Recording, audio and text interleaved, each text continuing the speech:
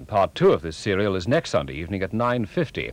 And if you want to steal a march on the SIS, the whole story is in a BBC book, Blood Money, which is now available from booksellers in hardback at £8.25. Tomorrow, the chilling story of Salem's Lot stars David Soul as a man obsessed with the mysterious Marston Mansion in a town haunted by strange events. And starring James Mason as the mansion's sinister owner. Strangers don't usually come here this time of year, not yet. I'm not a stranger. What is he really doing in Salem's Lot? Writing a book, he says. The house was a monument to evil, sitting there all these years.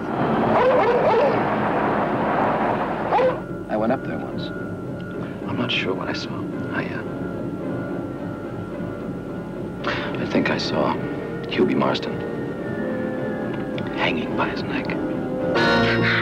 Go away. Go away!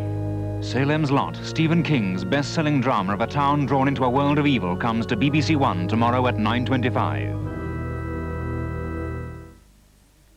BBC Two's weekend of Polish programmes comes to its end now with Andrzej Wajda's film about the fate of a man who steps out of line with the party, Rough Treatment.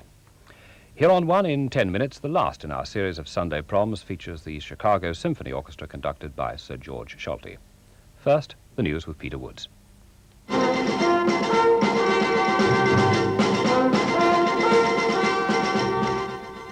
Another Northern Ireland hunger striker gets medical treatment as cracks appear in their supporters' ranks. One of our reporters tells what it's like being shot up by South African planes. President Sadat of Egypt purges his troublemakers, political and religious. And 2 world titles for Britain at water skiing. In Northern Ireland, the most critically ill of the hunger strikers in the maze is tonight receiving medical treatment in a Belfast hospital at his parents' request. Lawrence McKeown has been refusing food for 70 days, longer than anyone else in the recent campaign. This is the 4th intervention by relatives of the hunger strikers in the past month. Although the H-Block Coordinating Committee at their conference in Dundalk said this would make no difference to their campaign, the small Irish National Liberation Army announced that no more of their prisoners would join the hunger strike for the time being. James Robbins reports. The hunger strike supporters heard nothing at their conference to boost flagging morale.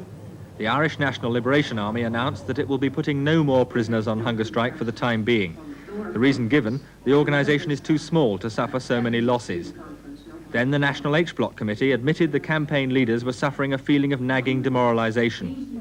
10 deaths at the maze have not brought the concessions the prisoners still demand. Then news reached the conference hall that Lawrence McKeown's family had intervened to save his life, the 4th family to take such action. But the campaign leaders deny any suggestion that the strike is collapsing. But Mrs. Thatcher will give the 5 demands of the prisoners, because the National H-Block campaign will continue outside the prison until such time as she does. And we recognise that the British government will concede the demands only when the political price for conceding is less than the political price for intransigence. But more and more individual families of men on hunger strike seem to be convinced further deaths are pointless, and they're not afraid to take action to involve the doctors. The rift between relatives and the strike organisers is widening. Increasingly, the relatives are taking control. But it's still too early to predict the end of the hunger strikes. They may collapse gradually, and certainly the momentum has gone. But the IRA appear determined to press on. And tonight they announced another prisoner at the maze will start refusing food tomorrow morning. He's John Pickering from West Belfast, who's serving 26 years for terrorist offences. In Armagh, an off-duty policeman was shot and critically wounded as he was coming out of church after Mass. 2 gunmen fired through the windscreen of his car, hitting him in the head and chest. The South Africans have admitted that their jets attacked an Angolan military convoy in which foreign journalists were travelling. A spokesman said there would be no apology. The journalists knew the risks and were lucky to be alive. With the journalist was BBC reporter Mike Wooldridge, who was wounded in the incident. They were on their way to the southern town of Kahama when the aircraft attacked, and the Angolans returned fire.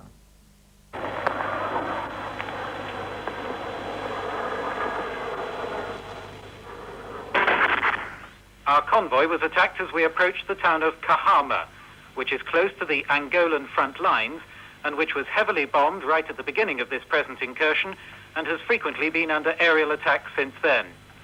I was travelling in an Army Land Rover at the front of the convoy, and as we dived into the thorn bushes for cover on hearing a plane approaching, I saw 3 plumes of smoke just below the plane. A moment later, a